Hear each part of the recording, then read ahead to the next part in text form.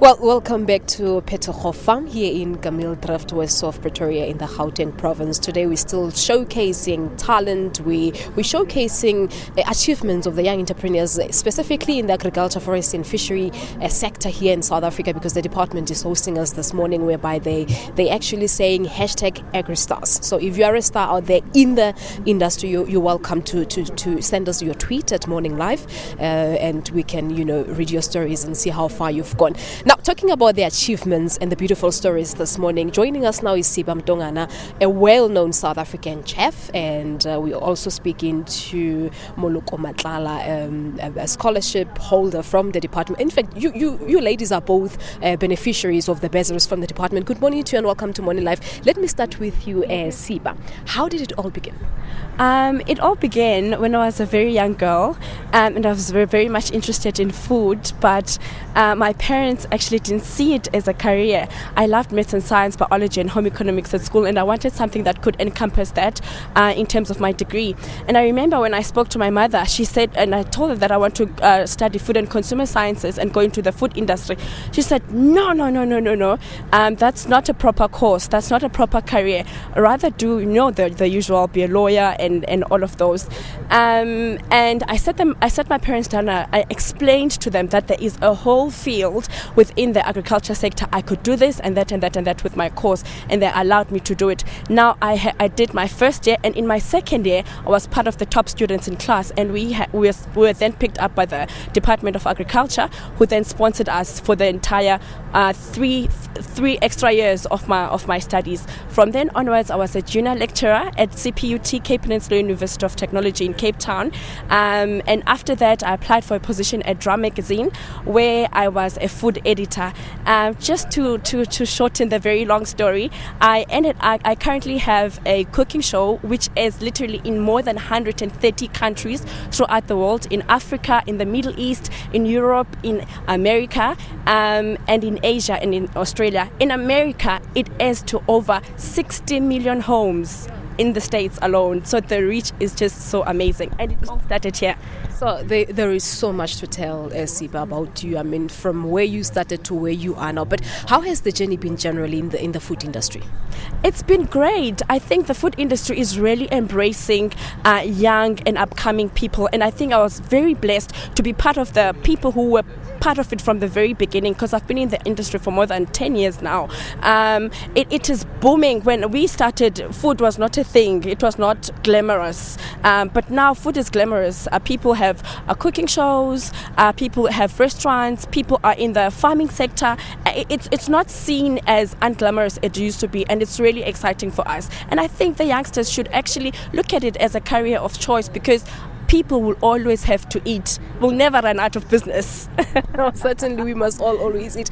Now, to you, Moloko Matlala, you studied at Nanjing University of Fisheries in China. Tell us the interest in fisheries and forestry and agriculture. The interesting what? Yeah. Where does the interest come from? When I was studying at University of Limpopo, I was doing zoology. Then from there, there are different parts of zoology that you can focus on. Then I decided, since I love animals, how about I go and study aquaculture. Then I studied it and I fell in love with it. After that, then I received an internship at DAFF. While I was in DAFF, then this thing of DAFF China scholarship, it came. Then I remember Mr. Matlala was calling us, those who did internship, to apply for it. Then I said, this is an opportunity for a lifetime. Then I took it. Then I went and studied at Nanjing Agricultural University. In Nanjing Agricultural University, there is a college which strictly focus on aquaculture. Then from there, I looked in our country that we don't have people majoring in economics of aquaculture. Then I decided, how about I look into it, study it, and then after that, I could come and share it with the people in our country. Okay, what is aquaculture? Explain to us first what it means. So aquaculture. So can I fix a bit? Okay, no, you can fix it. So aquaculture is farming of aquatic animals, both in marine and in freshwater. In marine, in South Africa, we normally focus on the species called abalone. It's the one that is blooming in South Africa and even in the other countries. I think this head want to remain here. Yes, and then with abalone, they're even importing it in different countries. About 99% of it, and we have other species which are freshwater. We have species like tilapia, which is species which almost every country need it and enjoy it. Okay, no, we're learning so much. Let me come back to you to see. I want you to explain to us as to what you're doing now as a chef. How does it connect with fisheries and forestry? What it connects with fisheries, and in fact, one of the biggest things in the industry at present is us going sustainable. For instance, I partner up with people like SABC, who are literally driving sustainability of fisheries. Now, we've got we are at the tip of Africa. We've got the beautiful ocean, but we don't use as much fish. We eat far more beef and chicken than we do fish, and I think what we ought to do is that we should have a slight move towards fish as well. Now, your message to the young people, specifically in this, sector, quickly. My message to the young people is that they should come and join aquaculture. They could even do fish processing. There are a lot of interesting fields they can focus on. Do fish breeding. So, and spice it up. It's very interesting. And I already had some of the youngster at home saying, I want to do what Moloko did. Is there money in the field? Yeah, there is. There is money. Is there money in the field? Money. There is money. Lots of it. Okay, ladies, thank you very much. That's where we're going to leave it. We were speaking to Siba and Moloko, telling us they're the beneficiaries of the DAFF bursary schemes. Let me just have a word with some of the ladies here. They are stalls. So the stall, this one specifically focuses on agriculture. Good morning and welcome to Morning Live. Can you just quickly take us through the stall here? Good morning. My name is Matlala Mamabulo.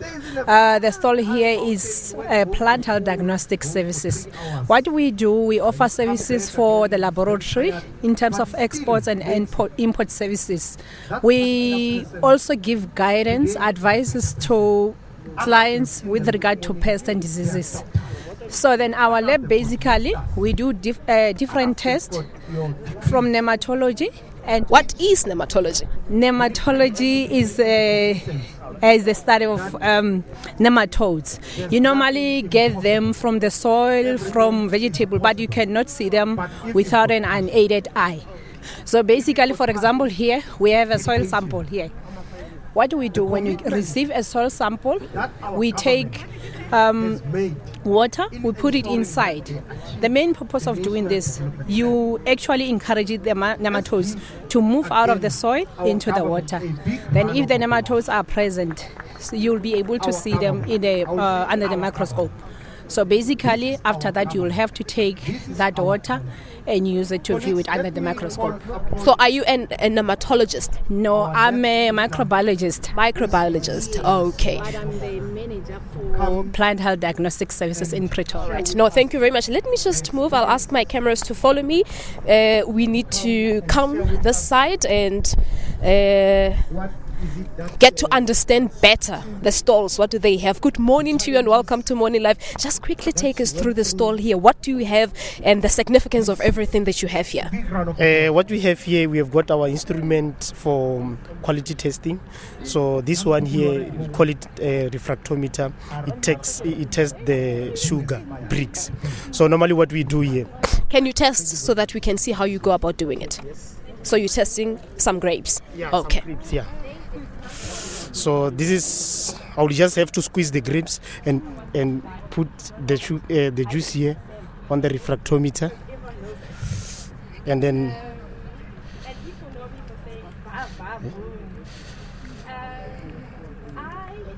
okay. Yeah, and then the readings have to come up on the screen, and then it will show how much sugar is it in the grape. So in the grapes, these grapes that I've just tested is 19.0. Is it enough? Is it too much? Is it too less?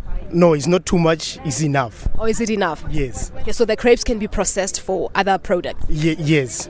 And then the other one, this one is a petrometer, is pressure gauge. This one, it tests the ripening of an apple. So now I just have to take it through it. So you do it like this, and then you pressure it. So the pressure is 10.1, which means it's enough, it's ripened. Okay. Yeah, no, that is so interesting. This is what they have here on the stalls here at Phetogo Farm. There is still so much coming from this farm. We're learning a lot this morning here on Morning Live. Well, we're taking a break. Morning Live continues. Stay tuned.